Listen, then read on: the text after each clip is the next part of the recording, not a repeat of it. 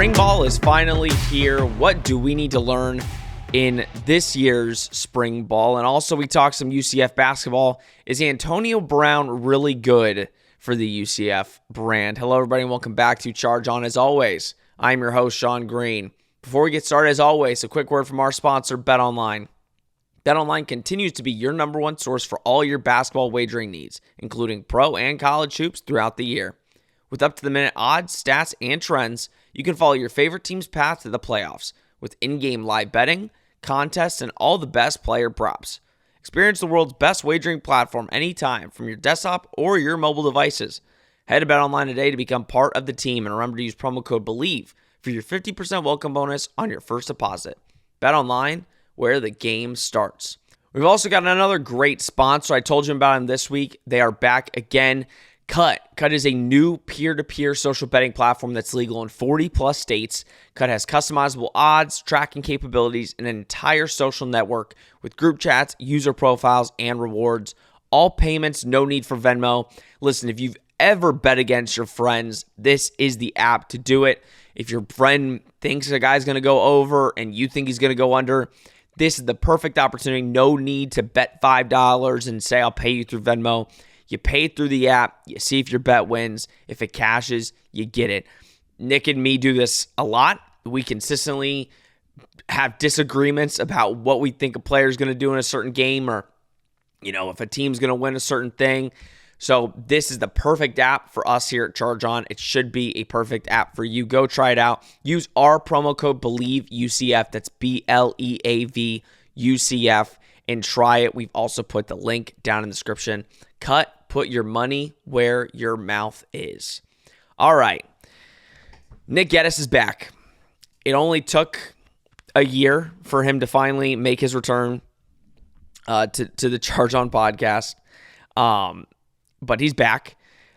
Listen, it's been, as a host and producer of a show, the last month and a half coming up with content has been like picking for straws. It has been tough, but we're finally getting to the point, Nick, where you can come back and we can have fun stuff to talk about and actual news to discuss. So, Nick, how is your little time off from the Charge On pod? Yeah, I mean, kind of like you, I've just been kind of waiting around for any sort of news, any sort of thing to get us excited for the 2024 season. And then I look at the calendar and everything's just creeping up on us. We're already, as we record, we're 8 days into March, which tells me that the spring practices and the spring game and all that is right around the corner.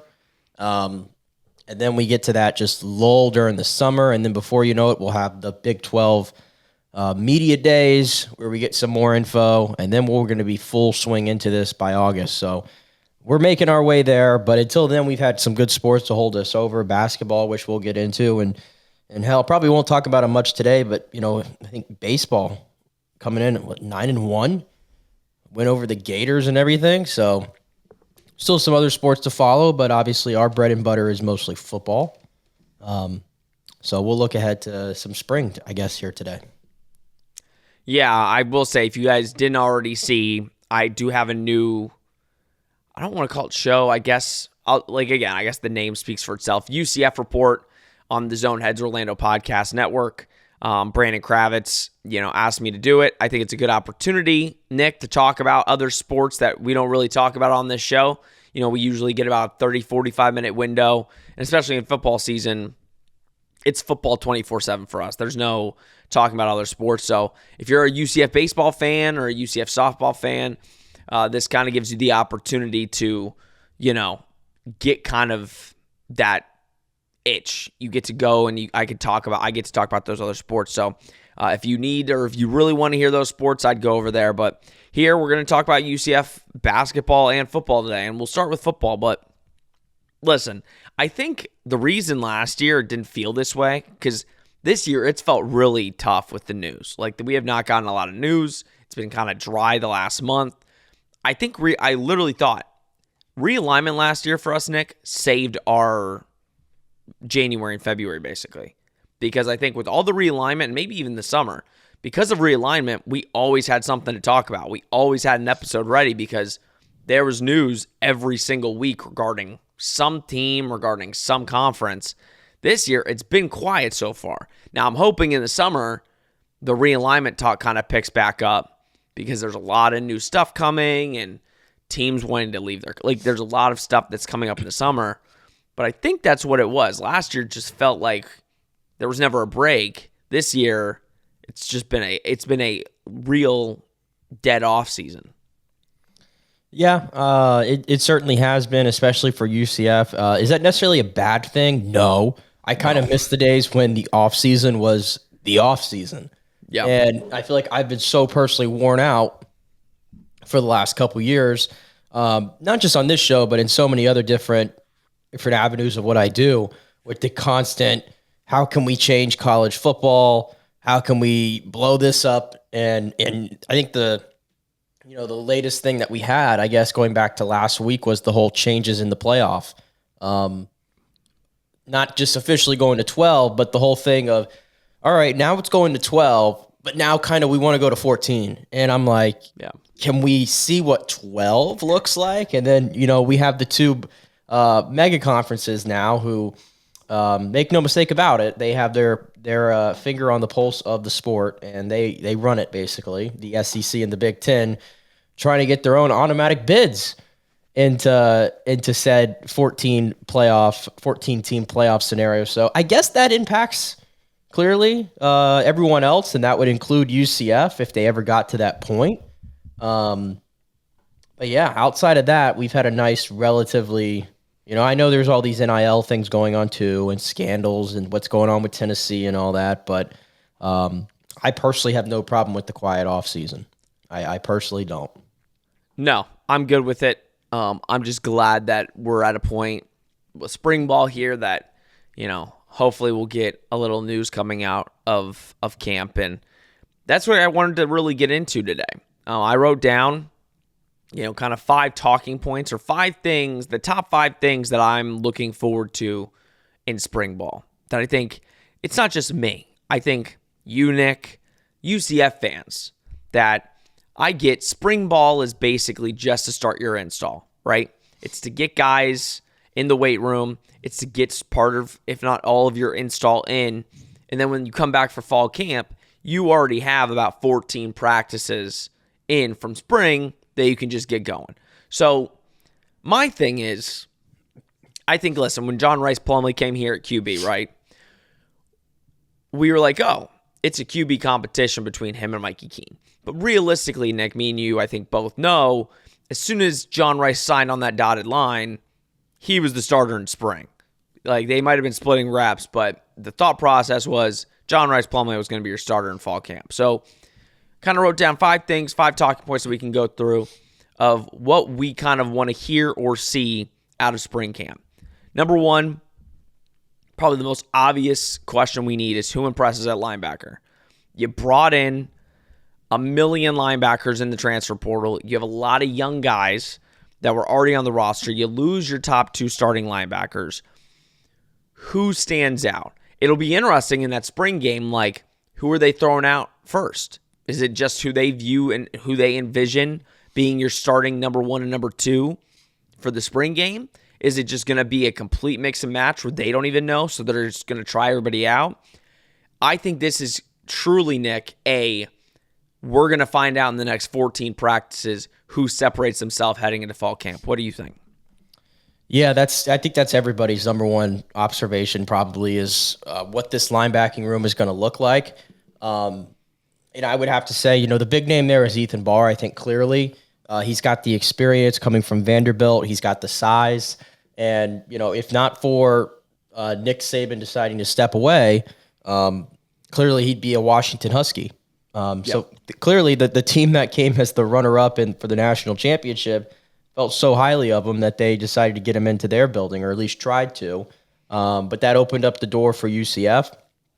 And so I think he comes in, at least on paper, he's got the best credentials going in, or the best resume, I'd rather say, coming in of these guys. So I would expect probably to see him during day 1 installs to be that guy if you're looking for somebody now. And that's not to say anything else about the other 2 guys that they brought in Ree Alexander and Josiah Pierre. Those guys as well are going to get some play, and some of the other guys on the roster too. But I think Ethan Barr, he's one of the better transfers, period, that UCF brought in. So I think Ethan Barr is going to get some play early. Listen, was a captain at Vandy, right? Older type of guy. You know, I know a lot of people, a lot of UCF fans are clamoring for Andrew Harris. I would love to see that. But I also know there is these guys are really young. You don't want to throw them out there if they're not ready. So getting guys that are, veterans. I know some of the transfers we got are younger too. I mean, they've only had 1 year of playing experience. So, I mean, we'll see. We'll see what happens this spring. But listen, every single linebacker has a chance. Like Ethan Barr can come in and kind of crap the bed, but you've got 7, 8 other linebackers right behind him that are going to impress. So That will be interesting. The second thing I have is which wide receiver will separate themselves for wide receiver 3, right? Javon Baker's gone. You've got a lot of guys that can really fill that number 3 spot. One guy, I think the easy answer is Trent Whittemore because, right, he was kind of that if some guy was hurt or he was the receiver that was mostly in when one of your starters was out. Trent Whittemore seemed to always find his place on the field. The guy that right now I feel like he was recruited for this specifically was Chauncey Magwood, right? Recruited him last year from Kentucky. Kind of reminded us a little of a Javon Baker type where we're like, oh, okay, this is kind of a very similar comp. But now you have a top 2 of Kobe Hudson and whoever else we have on the roster, right?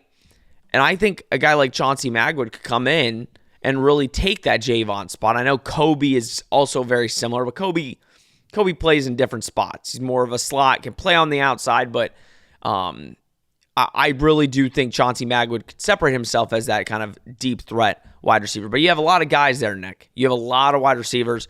Is there a name that you could potentially see kind of taking that next leap, that next step, and kind of separate themselves as wide receiver 3? Yeah, I do want to see more of Magwood. He didn't really get a chance to get really ingrained into the offense last year, and that might be nothing because again, UCF kind of had a logjam. I kind of want to see more from, Gerard Baker, for example, is a player who they've talked a lot about, and we got to see some run out of him. I'm curious to see what it looks like now with him he moves up the depth chart now because we got Kobe, Xavier, and Gerard. So I'm going to assume that those are the 3 to start, being the 3 elder statesmen of that group. But I think Magwood's going to get some play. I'm a little wait and see on Whittemore, to be honest. I know he's been around a little bit, but if I was going to throw a wild card name out there, I'm looking at Goldie Lawrence, who came in from Florida State. He was a 4-star recruit, freshman, didn't get much play on a really good Florida State team, obviously, but he comes over. There's a good skill set there. He's a guy that I project, could fight for that 4 spot because of the raw talent that he is. And maybe in 2025, he might be one of those guys that's leading the group potentially. So I do think the 3 guys are probably set in stone, and then it's a battle for targets after that. But Goldie Lawrence is a name that I'm keeping an eye on. I'm curious to see how he looks. We were high on Goldie Lawrence in that recruiting class. Went to Florida State, but now we reap the benefit because he's a UCF Knight. So that would be great for me. I would love to see a young guy. It doesn't matter if it's Goldie or anybody else. I would love to see a young guy get a lot of play this season, especially. And if they can separate themselves, then that's even better. You have a future, starter at wide receiver. This question I know you're going to love. Kicking competition. You read my mind. Colton Boomer or Grant Reddick? Listen, we love us some Colton Boomer. We do. What a name. Has made some big kicks. But called like it is, that back half of the season was as bad as it could have been for a kicker in college football. So I know you're not going to pick a kicker, right, in spring.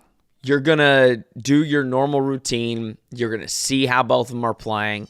But then there's a lot of months where there's nothing happening, and then you come back for fall, and that's when you have an actual kicking competition. But, I mean, listen, Grant Reddick was practically the number one kicker in the country. UCF signed him. Colton Boomer has been the guy, but has been struggling. You could say potentially lost some games for UCF, and if you look at the points, I think the one that comes to mind is Texas Tech. Texas Tech, you make that field goal. I mean, it's a tie game instead of, lost by 3. So kind of what's your thought?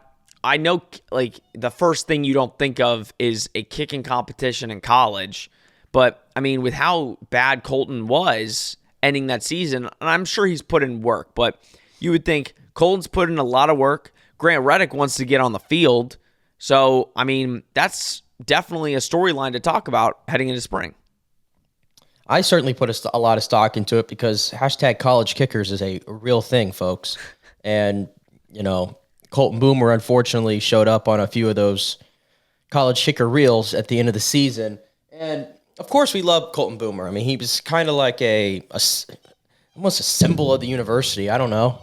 Maybe I'm over exaggerating, but I just felt like he was one of those guys you thought of when it came to UCF football. You were like Colton Boomer, and with the hair and the whole thing, right? And yeah, I don't know. I mean, going back to that, I think his whole yips thing, it started with that, was it the West Virginia game where he tried to kick, they had him line up to kick like a 60-yard field goal or something like that. Yeah. It was either the Baylor game or the West Virginia game. It was the Baylor game because, I know it was the one missed, but he kicked that. We had the game lost, but we kicked a long field goal. And, the chances of that going in were already slim anyway, but he missed it by a mile, and I don't know. That was like his first missed field goal of the season, and after that, it's like he hit a wall. And I think in other situations across the country, Colton Boomer would be completely safe. But like you mentioned, he's got the number one kicker in the country as a prospect, barreling down his neck here. And at some point, Grant Reddick is going to play on this football team. And what Colton Boomer did last year is he left the door open a little bit. That's what he did. And so I don't know, I'm not as in tune with how they decide who's going to be the kicker. I don't know how much spring practice plays a role in that. If that's something they take all the way down to the end, which I suspect they probably would. So I don't know how much we're really going to learn necessarily about who's going to be kicker one out of spring. But I think for Colton Boomer's sake, the pressure is on for him. Like, if you just look at his stats, because, I can't believe I'm looking at a kicker stats, but we've got it pulled up. Last year, he went 13 of 21 on field goals. And if you're like, oh, well, he shot a lot of, long balls, that's true. He did 40 from 50 plus. And he went 2 of 4 from 50 plus. He was 4 of 6 from 40 to 49 range, 2 of 5 from 30 to 39, and 5 of 6 from 20 to 29 range.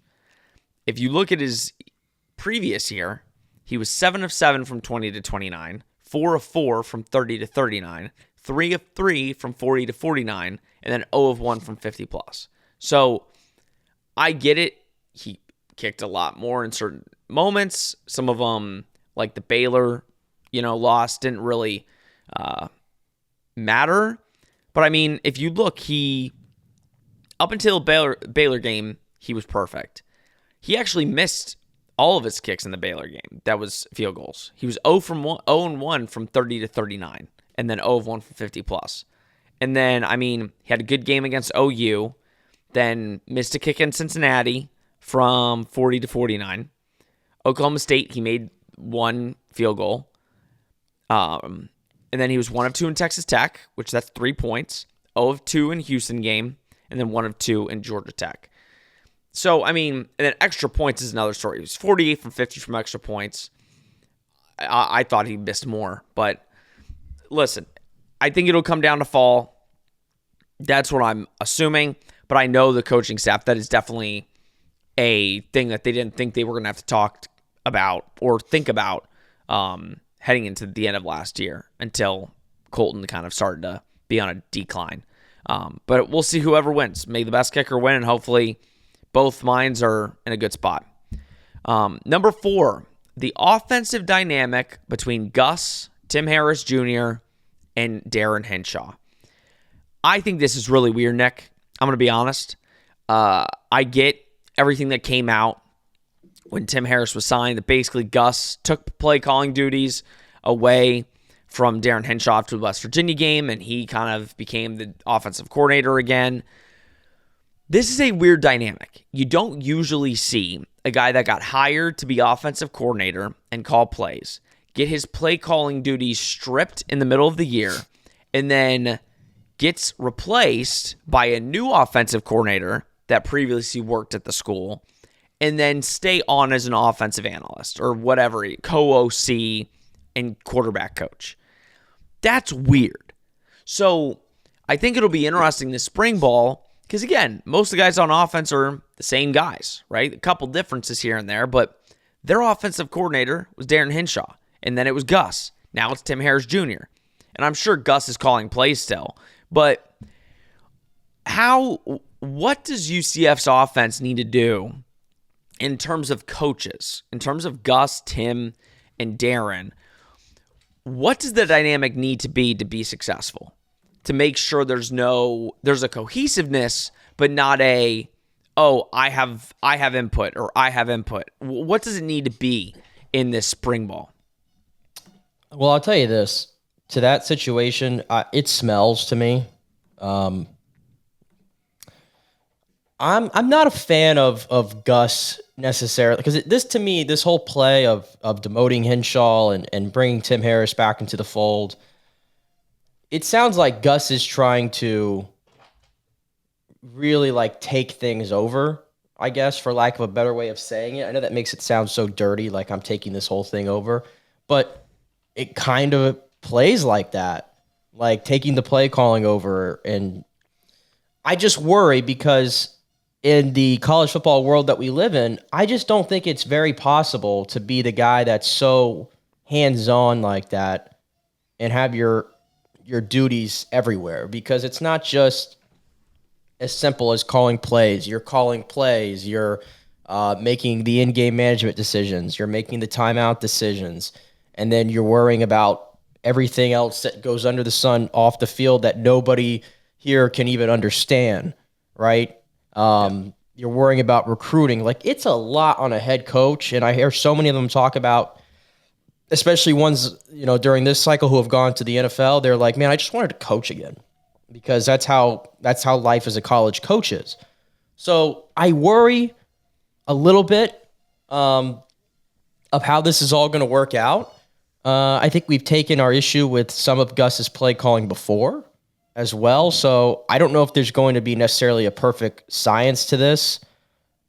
What I do know is that Gus is trying to set this up to make a run this year in this conference. I think it's clear. I mean, you listen to him talk at the end of last year. It sounded like he thought this past season they were going to be able to make a run. And that's great. They can think that all they want. I want them to think that, clearly. But I think they think it's very realistic this year, and he's made a lot of changes. So I think that's where Gus is coming from with these moves, but I do have my reservations a little bit of how this is all going to work out. And the dynamic of Darren Henshaw, like you said, just on the staff, but not really doing anything. Quarterback. What is Darren Henshaw going to be realistically doing on this staff? Coaching quarterbacks. That's it. Yeah. I mean that it is an important thing, clearly, but 'cause I think they gave him, I think he's co-OC in quarterback coach. But again, it's like if you have Gus calling plays, so realistically he's the offensive coordinator. If Gus is calling plays, then Tim Harris Jr. his title is offensive coordinator and running back coach. Then you have Darren Henshaw, co-offensive coordinator, quarterback coach. So, and I think Gus even said in the presser, Darren will get some input. But I think we realistically know Darren's on the staff. Probably number one because he loves UCF, and I don't know if he really Right. wants to leave, if we're being completely honest. Because again, Nick, if you were an offensive coordinator, you were calling plays, if you got stripped of that in the middle of the year, your first thought is, I'm going to be looking for another job. Yeah, after a season too. After a season, yeah. and let's be honest, for some of the issues that maybe the UCF offense had, it still finished top 10 nationally. Yeah. And so I'm sure Darren Henshaw looks at that and says, okay, I didn't have my starting quarterback for half the year.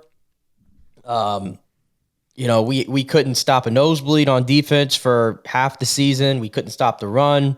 All these other issues that went on, and now I'm being, demoted, so to say. Yeah. But it just goes back to what I said, and from the last time we heard from Gus, his expectation is a certain level, and I think you see this a lot in college football, and especially from coaches like Gus who have reached, close to the mountaintop like he's been.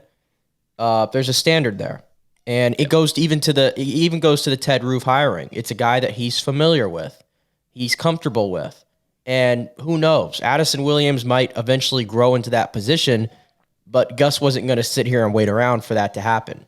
He's going to go get the guy that he knows, and whether that's the right or wrong move, he's going to be judged by that. They're all going to be judged by that this season.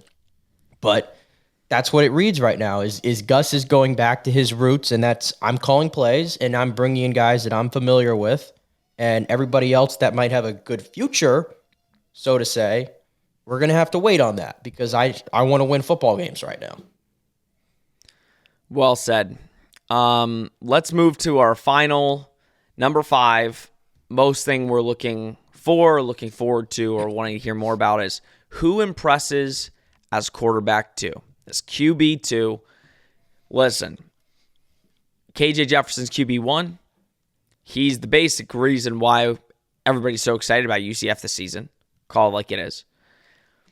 The question is, when KJ is, and again, we haven't even got to next season yet, so I understand why are we looking towards the future. But I think it's important because this is the start, right, of who's going to stand out. You can assume, okay, it's going to be Timmy McClain, right? You can assume he's got the reps. He was the starter when John Rice went down. That's all safe to assume. But what if Timmy wants to save a red shirt? Right? What if he doesn't want to play at all this year? He doesn't want to go on the field. Who's going to be that next guy? And you have 3 names, realistically, and Dylan Risk, Riley Trujillo, EJ Colson.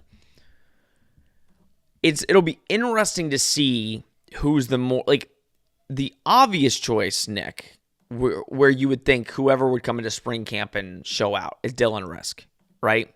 Year in the system, year kind of sitting and learning. You would think that jump from year 1 to year 2 would be a substantial jump to where if he had to play, he'd be capable. And then obviously the incoming freshman would be right behind him. But we've also seen times like with Dylan Gabriel where kids just got so much natural talent. He comes in and you're like, he might be a starter in year 1. Right. So this is literally just, we have no idea how these kids are going to perform. We have no idea how they're going to come in the spring ball and ball out. But kind of what do you, when you're looking at these guys and you kind of know their comps and you know how they kind of play a little bit, what are you looking for these guys, especially when one of these guys might be your starter heading into the 25 season? Yeah, I mean, essentially, I think spring ball for these guys is going to be like a crash course of getting up to speed on some things and learning. It's very valuable to have a KJ Jefferson in there, not just because of his play and what he's going to provide there, but I mean, he's been in 5 years college football in the SEC at Arkansas. So there's a lot you can learn from a guy like that, and obviously from Gus and the other coaches. So it's a good situation for the young quarterbacks. I think it's cool. They kind of have a logjam of guys behind KJ. Timmy being the most experienced, and so I would probably say that he's going to be the backup to start. What happens with his whole redshirt status, what he wants to do, that's going to be interesting. Even Timmy, I mean, I'm surprised when they brought KJ in. I mean, he could have, jumped into the portal. And who knows? I mean, I want to get this right, so I'm probably going to look it up here while we're live. Doesn't the portal open up again? After spring. Yeah, after spring. The portal opens up after spring, right? Yep. So is Timmy a candidate to jump in there? Absolutely. After spring, I would say absolutely. Maybe this is part of what he wants to do. He wants to get a look at the feel of things, see where he stands maybe, and go from there. But I wouldn't be banking on Timmy being here by week 1. I don't think that's guaranteed. What I'm saying. So it is good they have kind of a logjam behind Timmy still when it comes to Riss, Trujillo, and E.J. Colson coming in. And you brought me back right to the Dylan Gabriel thing. We forget the starting quarterback that season was Brandon Wimbush, who was brought in. What was it, from Notre Dame, right? Yep. Dylan took that away from him after like a half. So I don't think that's necessarily going to happen. But EJ to me is the guy that I think I'm circling. In all respect to Dylan Riss, but I think EJ, and I've said this before, especially when he reclassified, UCF has got to find that next quarterback that was a high school recruit that you can mold and you can get 3-4 years some staying power out of them and have some longevity at that position. I know that things are weird with the way college football has worked, but I think consistently having to go to the well for a transfer portal QB is probably not sustainable. I'd rather groom one of those guys from high school, and I think EJ Colson probably has the best shot of panning out. So I'd like to think that they're going to do all they can to try to mold that young man and to see, and maybe he's a candidate to get some touches at some point, throughout the season. We'll see. But yeah, I do think that's a position. The outlook of it, though, looks really bright for right now and the future. It'll be interesting. I'm excited to see. Hopefully I can make my way out to a couple practices for whatever they'll let media see, because again, there's a lot of questions, and I think hopefully we get not necessarily answers, but have the outlook be a little bit clear heading into fall camp. All right, let's end today's episode talking a little UCF basketball. And when I mean a little, because the last couple of the games have been hard watches. UCF looks good in the first half. It is the story of their season. They look really good in the first half, and you're like, okay, they have a chance. And then the other team catches up and kind of puts the game into balance, and UCF can't score. They can't do it. So UCF lost to Houston by 8. But that wasn't the story that I wanted to talk about.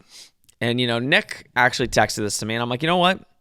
It's actually a good thing to talk about, because I think there's this unspoken thing right now, and I don't know why, because it seems like America talks about it, but for some reason around the UCF doors and stadium, and it's almost like this hush-hush thing that let's just not talk. Antonio Brown. Antonio Brown obviously was at the game a couple weeks ago. UCF is recruiting his kid. He's a basketball player, pretty good basketball player. UCF is recruiting his son. He was at the game on a recruiting visit with his kid. Well, I guess he loved it so much. And again, let's make it 100% clear. UCF in that arena is not promoting Antonio Brown. Even at the last game, Marcus Jordan was there. They said, let's look at some celebrity in the audience. They didn't show Antonio Brown. This is the second time that Antonio Brown was in the arena, and they did not show him. He was there, but they did not show him, right? I understand, and I want Nick to give his thoughts. I understand, I do, why 18 to 22-year-olds are enthralled with a celebrity like Antonio Brown. One of the best receivers to play in the NFL. I mean, again, if you turn on the tape, he was electric, right? I get all that. Whenever a celebrity, athlete, celebrity, whatever, is in your presence, you kind of are just like, oh, that's really cool. RG3, he was at the Baylor game a couple weeks back. It's cool. It's cool to see those people at Addition Financial. There's going to be a lot of them next year with Mikey Williams. Just UCF fans, just wait. There's going to be a lot of celebrities next season. I do not comprehend why we are not talking about those things. Why are we allowing UCF to kind of make this marriage with Antonio Brown? And I get it's not UCF the school. It's more so UCF's fans and even media. Like, I think it's, if I had a chance to interview Antonio Brown, no offense, I'm not putting that up on my page. And I'm not going to talk badly or say anything negative about anybody that chooses to do that. I'm sure we'll get a little bit more into it, but Nick, kind of give your take. I want to make it clear, it is not UCF, UCF Athletics, UCF the college promoting this guy. He is showing up to games, and the fans are excited, which, again, I understand. And I'm not going to put it on the student section for, getting excited about Antonio Brown. But I just hope that these college students and college media, media members and fans understand this is not somebody you want closely aligned or associated with your sports team. Your players can look up to him, obviously as an athlete, but UCF Athletics and UCF does not, and I'm sure is not trying to associate with Antonio Brown. But I'll give you the floor. Yeah, it's a delicate subject because, one, his son, Antonio Brown Jr., is a 2026 recruit and clearly has interest in UCF and is visiting the school. And just like any recruiting visit, regardless of who the parents are or what they've done, of course, they're going to be involved in that process. So I want to put that out there. Antonio Brown is being, a dad, and taking his son to the school and all those things. So there's nothing wrong with from that standpoint. And it's probably the most out of left field collab that I've seen. I did not have this anywhere on my bingo board. UCF and Antonio Brown mingling. Listen, Antonio Brown is one of the greatest receivers, for my money, of this generation. The greatest receiver that I've watched. I live in Tampa. I got to cover him a little bit, see how he worked, and of course, I saw the whole jumping jack thing when he quit on his team at MetLife Stadium. So, but he also, played well to get the Bucs a Super Bowl. So I've seen both sides of Antonio Brown. Clearly. So it's a delicate situation. If you follow all the stuff in the news, there's always a scandal or something with Antonio Brown that comes out. I don't even know if outspoken's a big enough word for it. He's very active on Twitter. Mm-hmm. And I guess I was a little surprised. Like, it's one thing for him to be there, but UCF, you said they're not promoting it. They did post a video of Antonio Brown in the locker room celebrating, and everybody's doing his dance and the song. And true. Even at the games, he posted a video yesterday, and it's like a 3.5 minute long video of his experience at the last UCF game. And, he walks in and he's got private access to some of the facilities, and he comes in everything from the locker room. He sits courtside. He's escorted there. And I guess the thing that's bothering me more than anything is I don't care for the whole CT ESPN thing that he does. I don't either. I think that's really the one thing that I think is a no-go for me. And then you have the kids in the student section who are holding up CT ESPN signs. And Antonio's obviously going in there and interacting with them and taking pictures. I just don't understand why we have CT ESPN signs and that's allowed, I guess. I don't know, because it's literally just a guy making a big joke out of I would classify a very serious issue. Yeah. So I think we should stay away from the CT ESPN signs probably. If I were UCF. But again, the other side of the coin is, Antonio Brown, for whatever you think about him and whatever he's done, whatever you think of him as a person, he is a big deal still, clearly. And he's created excitement for the program, I guess. So, yeah, there's two sides to it. I'm personally more bothered by the sign, like I said, more than anything. There's a lot, right? And as a college, if you're a professional sports team and you're associating, that's fine. But as a college, I don't think UCF should be as close.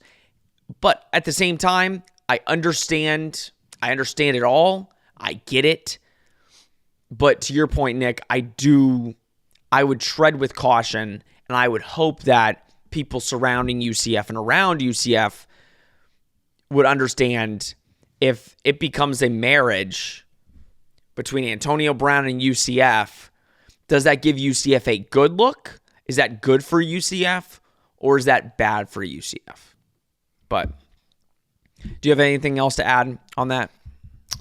Yeah, I mean, I don't want to reiterate everything I said, but like I said, I would tread with caution. And maybe we're blowing. And maybe people might think we're blowing it out of proportion. But I mean, everybody's got their own moral system of how they judge somebody. So I'm not here to tell anybody how they should feel about Antonio Brown. But in my moral compass, Antonio Brown has serious, being a good guy issues, and everybody's got their own definition of what a good guy is, but he's a loose cannon. I'll just put it that way. He's a loose cannon, and you don't know what you're going to get from him. So if I were the university, I would not I'm not advocating ban him from it. I'm not saying any of that. Yeah. I'm just saying I would not, as a university, draw much attention to it. If the crowd wants to do that, if the students want to do that, cool, have at it. I don't need the CT ESPN signs. That's all I'm saying. Yeah. I feel like that's something that at a university, I don't think we need that. That to me is more of a bad look than Antonio Brown sitting on the sideline. Yeah, especially when ESPN, a lot of our games are on ESPN Plus. We're part of a league with part ESPN. It's ESPN and Fox for the Big 12. So, yeah, I would stay away from that. But again, I want to reiterate, I understand these are 18 and 22-year-old kids. Yeah, that's what I'm saying. I should probably say that. If I was in college still at UCF and Antonio Brown came to the building, the last thing I'm thinking of is, oh, what did he do here? That's what I'm saying. I get it. If I was there in that crowd and Antonio Brown walked in and I was 18 to 22, of course I'd be going nuts. I think everybody would. So again, at some point we're probably just, we're just yelling at nothing probably. I don't know. Because here's the thing. I haven't seen anybody take a big deal with it really. I don't know if you have, but no, because of all I think the clips, I think people they stay away from him in general. I don't think they really promote Antonio Brown. I think not saying his name is not promoting him and what he's doing. So I don't know. We might be blowing this out of proportion. I don't want to come off like this is a huge deal for us here. All we're saying is, and I think Nick said it, tread lightly. Be careful. We don't want this to become a thing where Antonio Brown is ingrained in UCF athletics and the culture surrounding UCF athletics. And I'm not also saying that people can't change, people can't become a better human being, a better person, better father. I'm not saying any of that. I think Antonio Brown can, turn his life around and become a better role model. I liked seeing him with his kids at the game. I think that was really cool. But it's everything else surrounding it. You don't want to make it a university thing. If Antonio Brown wants to do certain things, okay, that's fine. It's when the university becomes ingrained with the human being like that, you kind of have to be like, is this a good look for the university? And that's something that in the future, I guess we'll see. All right, Nick, any final thoughts as we close out this episode? Yeah. Yeah, we covered all the football. We covered the AB drama. So we got the Big 12 championship starts on Tuesday, right? For basketball? Yeah, because they got one more game against TCU. on Saturday. Yeah, it'll start next week. So it'll start next week. Yeah, I'll just wrap it up like this. UCF's not winning that tournament. I will say, because I wasn't on for much of basketball season, so just real quick, I actually will tell you that, what do they say, 15-14 right now, so we'll see what happens against TCU. I in a weird way, Sean, I kind of classify that as a step forward in a way for the program. They let some games get away from them, but, I mean, to get wins over, Kansas, and then Texas. They beat Texas. They played BYU close. They played Baylor close. They beat Oklahoma. They beat Texas Tech. Then they played BYU close again. Played Iowa State close, and then Houston close. I mean, it's a gauntlet they went through, and clearly you should probably beat some of the teams that you need to beat. You probably should, that you're a little closer to from a talent standpoint, and that's kind of what got away from them. But I was encouraged by when they played some of the better teams in the conference. It seems like they were up for them. And I thought the general energy inside Edition Financial this season was strong. Yeah. I think for the most part, I think it'll only get better. We'll see if Johnny Dawkins is here next season. I know some people, on my last video were like, is this really still a conversation? On X it is. On Twitter it is. I think he's at some point he's got to turn a corner, but I mean, the Big 12 is a murderer's row right now. I mean, and I think he hung in there a little bit. Oh, yeah, and I think he should keep his job. But yeah, and then Mikey Williams is coming in. I mean, yeah. We'll see. I hope we hear some good news, but he does not have a contract extension as of right now. So this is his last year as of right now. So right. With that stuff, you never know. We don't know what Terry Mahajer wants to do. That's another big thing. Maybe he thinks he can go find somebody better. I don't know, but we'll talk about that in the offseason. All right, everybody. Appreciate you for tuning in. As always, follow Nick, follow me. Please like, subscribe, comment, share. Do all that you do. We greatly appreciate it. This has been Charge On, presented by Bet Online. We will see you next week.